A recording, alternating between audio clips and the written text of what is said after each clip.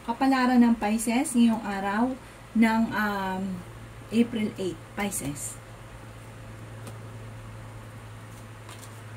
Sinasabi po dito na ating tarot card Pisces na may paparating na sobrang yung katutuwa tungkol sa usapin ng pera.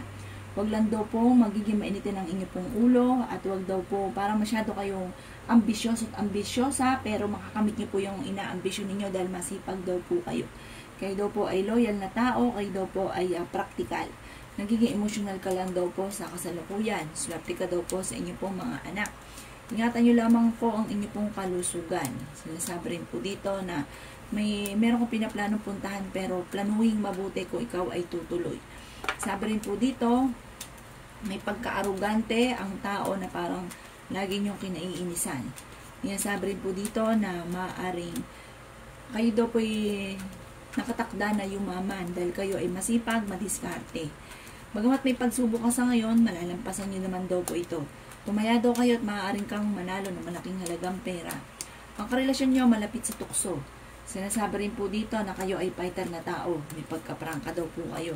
Masyado kayong honest. Kaya yung mga nakakausap ninyo, parang naiinis dahil masyado kayong prangka. Meron kang matagal lang salitain na matutupad. Magdiwang ka dahil makakamit nyo ang inyo pong mga pinapangarap. Sinasabi rin po dito na meron ka daw pong rewards na matatanggap. Ang inyo pong lucky color ay color red at ang lucky number po ninyo ay 4, 18, 8, 27, 38 at number 12.